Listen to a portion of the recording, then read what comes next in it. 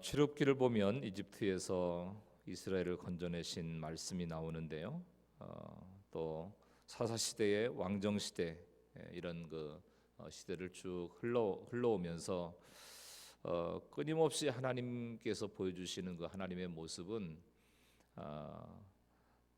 또 끊임없이 배반하고 또 돌아서고 또 불신앙의 모습 가운데 살아가는 이스라엘 백성들을 아파하시면서도 아예 버리시거나 포기하시거나 이러시는 분이 아니라 끝까지 또 사랑하시고 안으시고 품으시는 이런 모습을 우리가 이제 보게 되는 것입니다. 그래서 하나님의 이름을 부르는 것이 얼마나 큰 축복인지 몰라요. 하나님의 이름을 부르고 살아가는 것. 오늘 26절 말씀을 보면 사람들이 비로소 여호와의 이름을 불렀다라고 하는 말씀이 나오는데 여러분은 날마다 누구의 이름을 부르시고 살아가시나요? 막 급하면 애들 이름이 다 나오죠. 막 오남매 되는 집안 이름을 저희 어머님은 계속 부르셨어요. 급한 이름이 급하면 막 선호가, 종호나, 중고나, 미호가, 정호가 막 이렇게 부르시면서 그렇게 살아오셨는데 여러분은 누구의 이름을 부르시고 살아가십니까? 16절부터 17절 말씀 다시 한번 보시겠습니다. 시작. 가인이 여호와 앞을 떠나서 에덴 동쪽 놋 땅에 거주하더니 아내와 동침함에 그가 임신하여 에녹을 낳은지라. 가인이 성을 쌓고 그의 아들의 이름으로 성을 이름하여 에녹이라 하니라. 자, 우리가 흔히 알고 있는 에녹이 아니고 가인의 후손 에녹을 얘기하고 있는 거죠. 근데 이 가인의 후손이 걸어가는 길을 여기서 보여줘요. 가인의 후손은 다른 말로 말하면 세상이죠. 자, 이들의 가는 길로 가는 사람은 결코 여호와 이름을 부를 수 없다는 것입니다. 그러나 아벨을 죽이고 하나님의 말씀을 듣지 않고 떠난 이들이 세상적으로 얼마나 잘 나가는지 몰라요.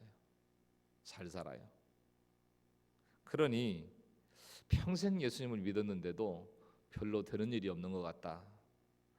이렇게 생각하는 우리 입장에서는 예수 믿는 우리가 얼마나 부러운지 모릅니다.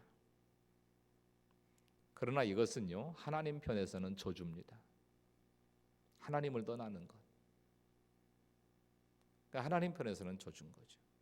왜냐하면 하나님이 왕이 아니고 인간이 왕 노릇하는 길을 걸어가기 때문에 그래요. 하나님이 왕이 아니라 인간이 왕인 인생은 저주받은 인생입니다. 자, 보면 이 가인의 후손은 먼저 우리가 살펴볼 거는 여호와 앞을 떠났다라고 하는 거죠. 나의 어떤 죄, 어떤 상황에도 불구하고 여호와 앞을 떠나는 것이 가장 큰 저주입니다. 하나님 앞을 떠나면 안 되는 거예요. 계속해서 말씀을 들을 수 있는 구조 속에 머무는 것, 이게 중요하고, 그래서 교회 공동체에 잘 붙어 있으셔야 돼요. 어떤 환경, 어떤 사연, 어떤 사건 속에서도 교회 공동체 가운데 잘 붙어 있는 게 중요합니다. 왜냐하면 믿음은 들음에서 나기 때문에 언젠가 하나님 역사하시면 내 속에 변화의 능력이 일어나고 하나님의 역사를 경험할 수 있는 것입니다. 그러나 떠나버리면 그 기회를 잃어버리게 되죠. 가인이 왜 떠났을까요? 가인은요, 아벨 죽인 것을 끝까지 회개 안 하잖아요. 내가 아우를 지키는 자입니까? 그러면서 따지지, 내가 잘못했습니다, 회개하지 않아요. 하나님께서 땅에서 저주받을 것이라고 또 피하고 유리하게 될 것이라고 말씀하셨는데 그 말씀을 사랑으로 듣질 않아요. 고가운 말로 듣지요. 그래서 죄벌이 중하다고 호소해서 죽음을 면하는 표를 주셨는데 그 표를 받자마자 가인이 어떻게 합니까? 하나님을 떠나버린 거예요. 그 표를 받자마자. 그래서 그가 떠나서 거한 곳이 놋 땅인데 그 놋 땅의 의미는 방황과 탄식의 땅이다, 이런 뜻입니다. 방황과 탄식의 땅. 환경을 피해서 여기만 아니면 된다, 다른 데 가서 신앙생활 잘하면 되지, 이러고 갔는데 하나님 앞을 떠나면 결국은 방황과 탄식의 땅으로 갈 뿐이라는 거예요. 이 세상에서는 방황의 땅에 살고 죽으면 지옥의 땅에 사는 것이 얼마나 큰 저주인가를 알아야 된다는 거예요. 그러니까 하나님을 피해서 간 땅은 아무리 좋은 땅이고 아무리 잘 사는 땅이라도 그것은 방황의 땅이라는 겁니다. 탄식의 땅이라는 거예요. 두 번째, 가인의 후손은 자식에게 집착하게 돼 있다는 거예요. 성경에 두 명의 에녹이 나와요. 셋의 후손 에녹과 가인의 아들 에녹입니다. 에녹의 뜻은 훈련하다, 양성하다, 봉헌하다 이런 의미가 있어요. 그러니까 가인은 아들의 이름에 에녹이라고 붙이고는 성을 쌓았다고 하죠. 그의 아들의 이름으로 성을 이름하여 에녹이라 하더라. 이렇게 하나님을 떠나 살면 자식에게 집착하고 살게 됩니다. 하나님을 떠난 사람은 자기가 왕노릇을 하고 자식이고 자신의 분신이기 때문에 그래요. 그래서 아등바등 돈 벌어서 빌딩 짓고 그 빌딩에 자식 이름을 붙여주는 게 인생의 목적이 되는 겁니다. 그래서 올인하는 거죠, 자식에게. 자, 에녹이라고 하는 이름에 훈련하다라고 하는 뜻처럼 가인도 하나님을 떠나서 자식을 그렇게 훈련시켰을 거예요. 또 봉헌하다라고 하는 의미도 있는 것을 보면 어려서는 에녹을 하나님께 봉헌하고자 하는 마음이 있었는지도 모르겠어요. 자, 우리는 자녀가 두각을 나타내지 못할 때는 뭐라고 얘기하냐면 하나님, 이 아이를 하나님께서 길을 열어주시고 또 하나님께서 사용해 주시면 하나님 앞에 이 아이를 통해서 영광을 돌리기를 원합니다. 이렇게 말하다가도 그 자녀가 성공하고 잘 나가잖아요. 그러면 욕심을 내기 시작합니다. 그래서 잘 나가는 판검사, 사업가, 의사 이렇게 되면 결혼이건 진로건 다 욕심대로 해요. 하나님께 영광 돌립니다라고 하는 말은 쏙 들어갑니다. 이게 인간인 거예요. 가인의 후손은 성을 쌓아요. 내 자식들이 너무 잘났으니 우리끼리 알콩달콩 살기 원하는 마음으로 성을 쌓습니다. 이런 사람들이 여호와 이름을 부르기가 쉽지 않다는 거예요. 오늘 말씀 가운데 성을 쌓았다라고 하는 말씀은 한 번 쌓았다는 말이 아니라 평생을 쌓았다는 얘기예요. 평생을 쌓았다. 그 마음에 죄의식이 있기 때문에 죽음을 두려워하고 눈에 보이는 것에 집착을 하는 겁니다. 죄의 문제 해결을 못했으니까. 18절에 에녹이 이랏을 낳고 이랏은 무야엘을 낳고 무야엘은 무드사일을 낳고 무드사일은 라멕을 낳았더라. 자, 가인의 후예들의 이름을 한번 살펴보실 거예요. 자, 이랏은 도시에서 생활하는 자 이런 뜻이에요. 무후야엘은 도말하다, 쓸어버리다. 무드사일 강성한 자, 라멕 강한 자, 젊은 자. 어떤 생각이 드나요? 전부 다 인간 승리에 대한 강한 신념 이런 게 들어있는 거예요. 인간 승리. 그러나 이들에게는 낳고밖에가 없어요. 창세기의 셋의 족보는 낳고 장수하고 죽는 게 나와요. 그러나 가인의 후예는 갈 곳이 없으니까 낳는 것밖에 없습니다. 그래서 이 땅에서 잘 되는 것만이 유일한 관심이기 때문에 그래요. 세상적으로 잘 되고 훌륭하고 멋있는 사람이 되기를 바라고 이름을 그렇게 지었고 그렇게 살았어요. 6대손 라멕까지 오도록 이들은 하나님의 이름을 부르지 않았습니다. 그럼에도 너무 잘 산 거예요. 어디에서? 세상에서. 누구 없이? 하나님 없이. 너무 잘 살았어요. 세 번째, 가인의 후손은 성적으로 문란해요. 19절 같이 읽겠습니다. 시작. 라멕이 두 아내를 맞이하였으니 하나의 이름은 아다요 하나의 이름은 실라였더라. 자, 일부 일처제가 깨지고 라멕이 두 아내를 취했다고 합니다.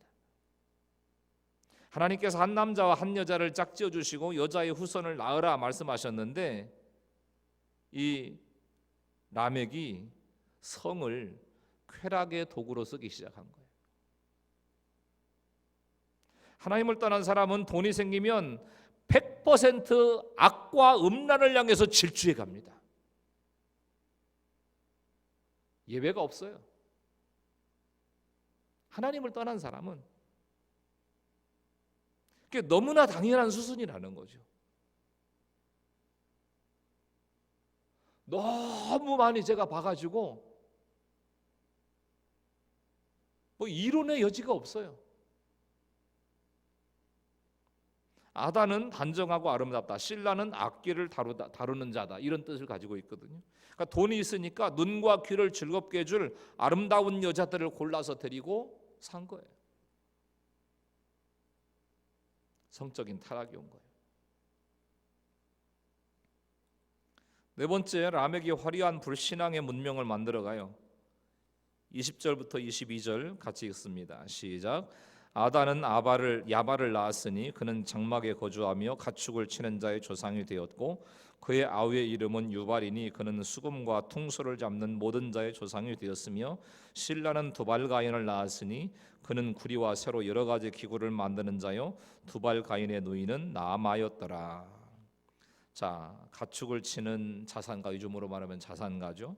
음악 문명을 만드는 예술가, 기계 문명의 창시자, 이들이 모두 다 아벨의 후손이 아니고 가인의 후손이에요. 가인의 후손. 그래서 하나님 없는 음악과 재산, 하나님 없는 기계 문화가 얼마나 사탄의 도구로 쓰이고 있는지 몰라요. 요즘 세상이 그런 거잖아요. 그러니까 하나님의 생기가 없이는 그 어떤 것으로도 은혜를 끼칠 수가 없는 거다. 하나님의 생계가 없이 부자와 가난한 자가 나뉘기 시작했고 부자로 살기 위해서 얼마나 치열하게 싸우는지 몰라요.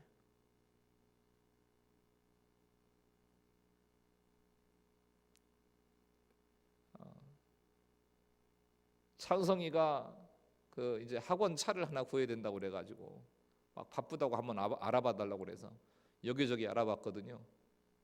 정글이 따로 없더라고요. 정글이. 허위 매물 천지예요. 천지. 사람 속여 먹으려고.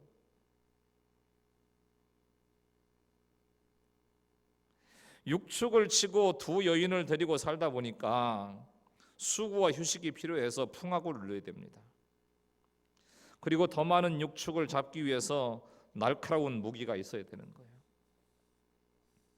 강한 자라는 라멕의 아들들이 요즘으로 말하면 막 월스트리트를 주름 잡는 자산가가 되고요.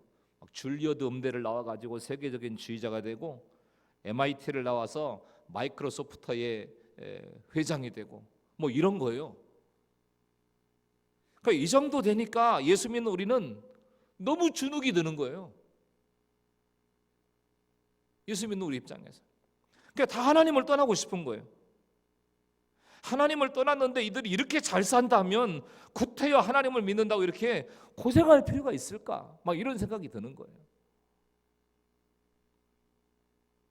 나는 막 대출금 갚는다고 막 지금 아등바등거리면서 살아가는데 막 하나님을 떠나고 하나님 없이 살아가는 사람들은 막 떵떵거리고 살아가는 이 모습을 바라보니까 근데 이렇게 예수 믿고 살아가는 게 이게 맞나? 이런 생각이 드는 거죠. 어떤 집안은요 불법을 저지르고도 몇 대째 떵떵거리고 살아가요. 사람들 돈 다 끌어모아가지고 의도적인 부도를 내고 아예 해외로 도피를 해버리죠. 그런 사람도 아는 사람이 있어요.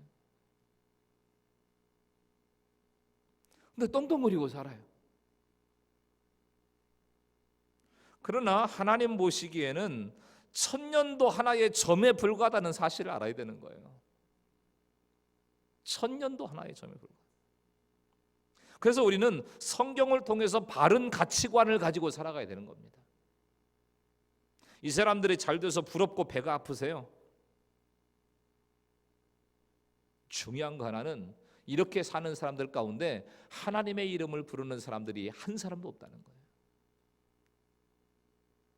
여호와의 이름을 부르는 사람이 없다. 다섯째, 라멕이 모든 부유함을 가지고 칼의 노래를 부릅니다. 23절 24절 보겠습니다. 시작. 라멕이 아내들에게 이르되 아다와 실라여 내 목소리를 들으라. 라멕의 아내들이여 내 말을 들으라. 나의 상처로 말미암아 내가 사람을 죽였고 나의 상함으로 말미암아 소년을 죽였도다. 가인을 위하여는 벌이 7배일진데 라멕을 위하여는 벌이 77배이로다 하였더라. 인류 최초의 노래가요, 하나님을 찬양하는 찬양이 아니라 칼의 노래였습니다. 인류 최초의 노래.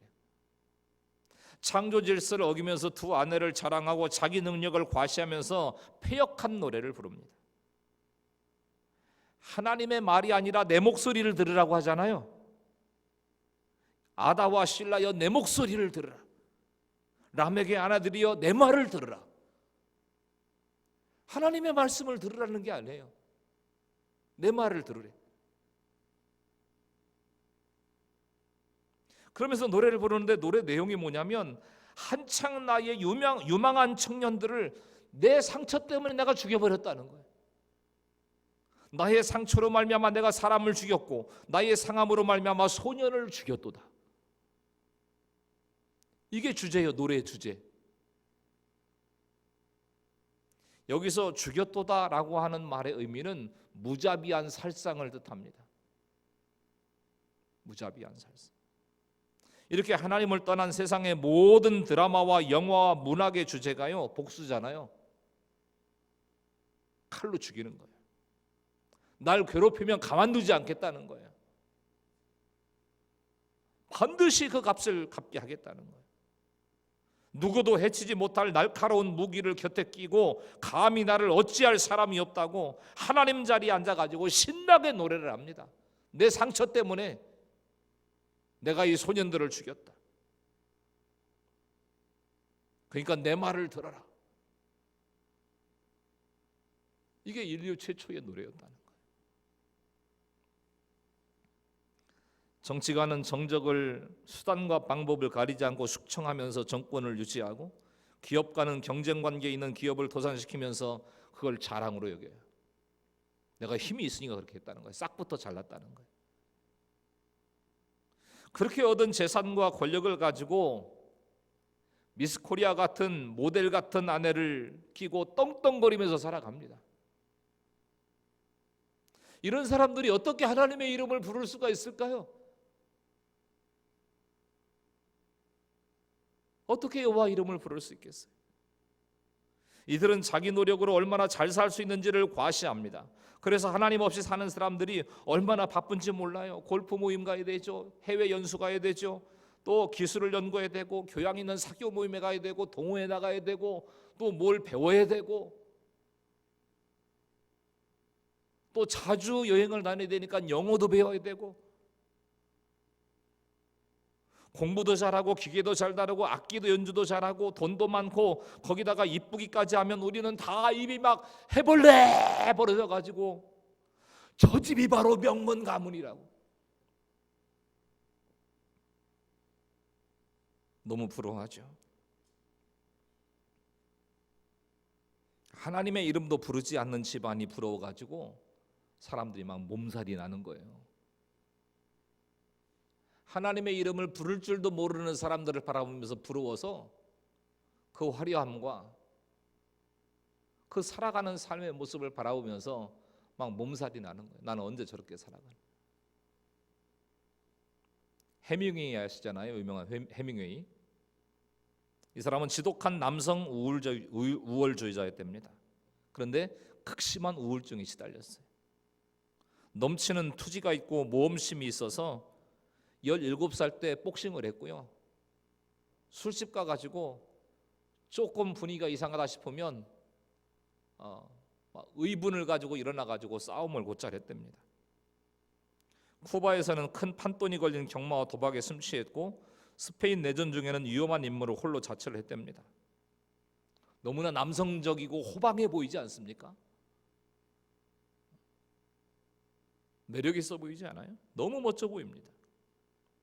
그는 이런 이야기를 합니다. 그 유명한 작품 노인과 바다에서 인간은 파괴될 수 있어도 패배하지 않는다. 얼마나 남자다워요.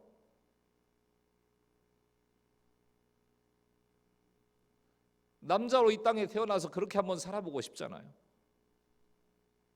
그런데 허무함을 감추고 그렇게 하루하루를 살아왔지만 그에게로 죽음이 저벅저벅 걸어왔습니다. 멋있어 보였는데, 너무너무 호방해 보였는데, 진짜 쿨해 보였는데, 그러자 그는 모든 것을 갖추었음에도 그 허무의 문제를 해결하지 못하고 권총 자살로 그의 생애를 마감해 버리죠. 이것이 바로 가인의 후예입니다. 가인의 후예. 허무가 내적 여성적으로 극대화되면 문학이 되고요, 외적 남성적으로 극대화되면 전쟁이 되는 거예요. 이 땅에서 어떻게든 이겨야 되고 반드시 승리해야 되고 원하는 것을 쟁취해야 되는 거예요. 올림픽, 월드컵 이런 데서 막 금메달을 따면 사람들이 왜 그렇게 열광을 하나요? 진 사람에게는 아무도 관심을 안 갖죠. 그러나 예수 믿는 사람이라면 좀 달라야 되지 않을까요? 내가 진짜 구원받은 사람이라면 좀 달라야 되지 않겠어요? 가인의 후예처럼 우리에게도 주의 소원이 많아서 포기하지 못하는 게 많습니다. 돈, 여자, 학력, 세상의 모든 금메달, 이거 내려놓지 못해요. 하나라도 쟁취하고 싶은 거예요. 그러나 그 어떤 죄보다도 하나님 앞을 떠난 것이 가장 큰 저주라는 거예요. 하나님을 떠난 것. 중요한 건 내가 어떻게 살고 있느냐라고 하는 게 문제니까 이런 부분을 한번 생각해 보실 수 있게 바라요. 어떤 사람, 어떤 환경이 부러우세요? 생각해 보셔야 되죠. 세상에서 이름을 떨치고 넓은 집에 성을 쌓는 것이 부럽습니까? 어디에 몇 평짜리 분양받았더라, 어디에 어떻게 어떤 건물을 세웠다더라.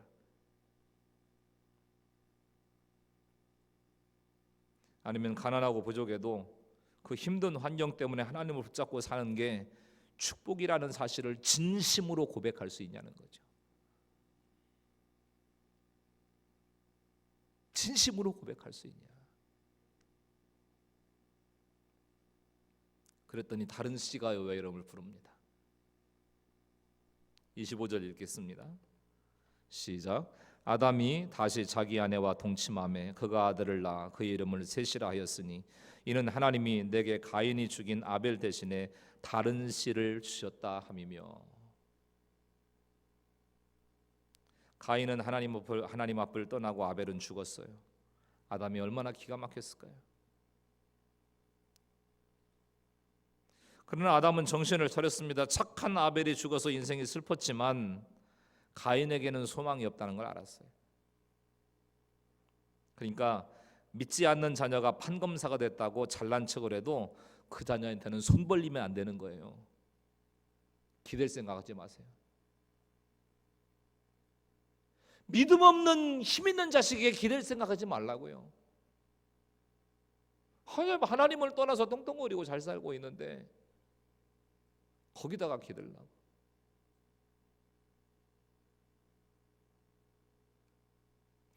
예수님 안 믿는 것 때문에 애통하는 모습을 보여야 되지, 칼의 노래를 부르면서 잘 사는 자식에게 기대려고 하지 마십시오. 내 인생의 목표는 오직 예수 믿는 것이다. 이걸 자식들에게 보여주셔야 되는 거예요. 이게 예수 믿는 사람이죠. 내 인생의 목표는 오직 예수 믿는 거다. 아담은 죽은 아벨을 붙잡고 슬퍼할 때가 아닌 걸 알았어요. 다시 무릎을 일으켜서 여인의 후손 그리스도를 낳기 위해서 하와와 동침합니다. 우리도 이제 일어나셔야 되는 거예요. 저는 무릎을 펴고 오그러진 다리를 펴서 예수 그리스도의 후손을 낳는 사명을 감당하셔야 되는 거예요. 새롭게 몸과 마음을 정비하십시오. 그러면 하나님이 다른 씨를 주신답니다. 다른 씨. 하나님을 떠나 돈 잘 버는 가인도 아니었어요. 착한 아들 아벨도 아니었습니다. 내놓을 것 자랑할 거 하나도 없어도 존재감도 이름도 없었던 다른 씨가 구속의 역사의 주인공이 되는 것을 보게 되는 거예요. 나를 너무 힘들게 하는 죽은 환경 가운데서 다른 씨가 나온다는 것입니다. 그래서 그 환경에서 일어나야 돼요. 그래서 다른 씨, 예수 그리스도의 후손을 낳는 저와 여러분 모두가 될 수 있기를 예수님의 이름으로 간절히 축복합니다. 우리가 생각하셔야 될 거, 육적인 성공에 상관없이 믿음으로 자녀를 분별하고 계신가? 연약하고 힘이 없어도 예수님을 믿는 자녀가 우리 집안을 살린 다른 씨라고 하는 사실을 인정하시자는 거죠. 막 듬뿍듬뿍 용돈을 가져다 주고 막 어디 갈 때마다 뭐 척척 돈을 쓰고 이런 자녀를 보통 부모들은 다 좋아하죠. 그러면서 우리 집안의 기둥이라고. 근데 교회는 안 다녀. 하나님도 몰라. 엄마는 내가 때가 되면 알아서 할 테니까 교회 하지 마요. 종교는 자유인데 막 이렇게 얘기하면서.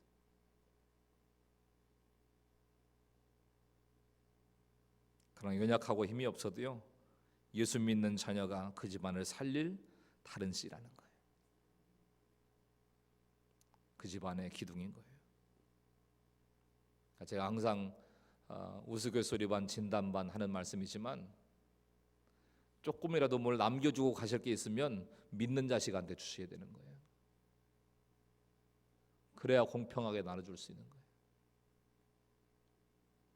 함께 살 수 있는 거예요.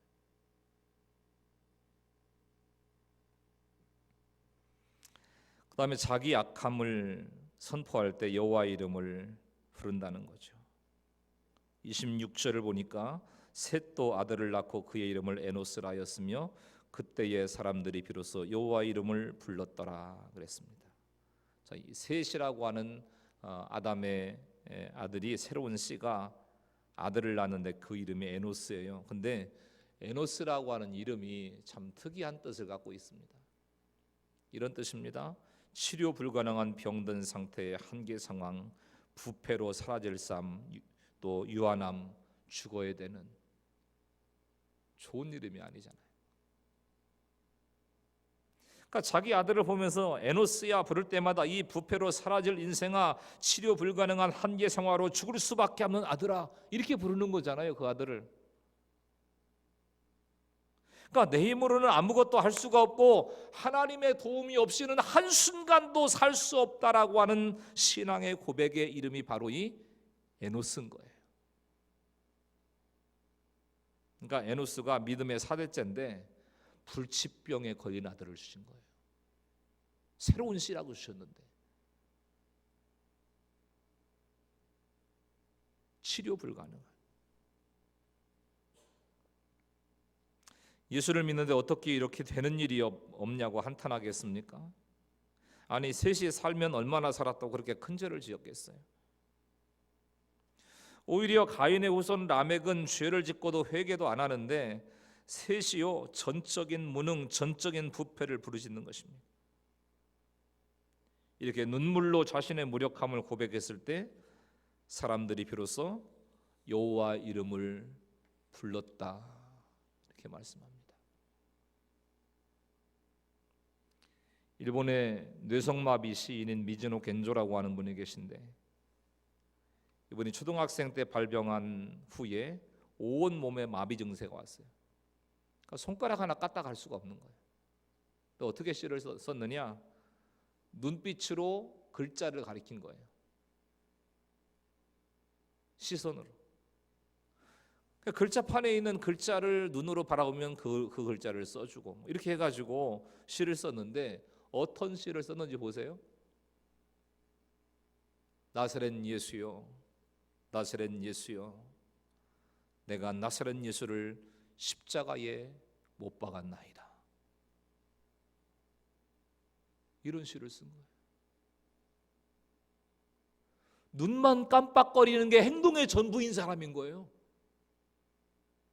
어디 죄를 지러 걸어갈 수도 없고, 죄를 지으러 손을 움직일 수도 없고, 그냥 눈만 깜빡하는 게 행동의 전부인 사람이 이렇게 온 가슴을 쏟아서 회개하고 있는 거예요.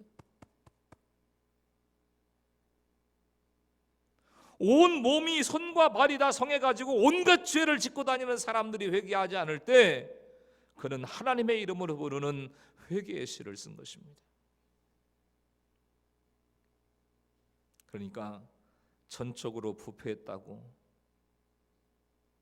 전적으로 나는 100% 죄인이라고 고백하는 에노스를 하나님이 사용하셔서 지금까지 그 어떤 누구도 하나님의 이름을 부르지 않았던 시대 가운데 있었는데, 에노스 때부터 하나님의 이름을 부르기 시작했다는 거예요. 가인 같은 환경 가운데서 하나님의 이름을 부르지 않는 것보다 겉으로는 자랑할 게 없어서, 겉으로는 드러낼 게 없어서, 물질적으로는 대단한 부유함이 없어서 하나님 앞에 드릴 게 없어서 너무너무 죄송하지만 날마다 주님의 이름을 부르며 살아가는 것이 최고의 축복이요 최고의 인생임을 믿으시기를 축원합니다. 이게 최고의 축복인 거예요. 최고의 인생인 거예요. 그러니까 여호와 이름을 부르며 살아가려면 세상 부러워하지 마셔야 되는 거예요. 어떤 환경 가운데서 교회를 떠나지 마십시오.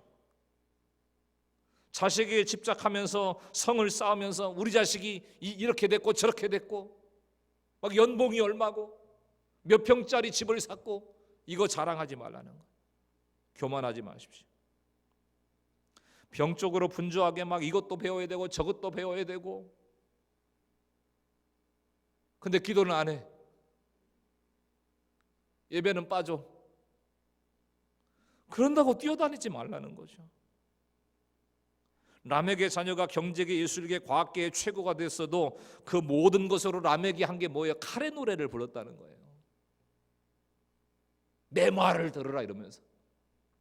하나님의 말씀을 들으라는 게 아니에요. 인간의 말을 들으라.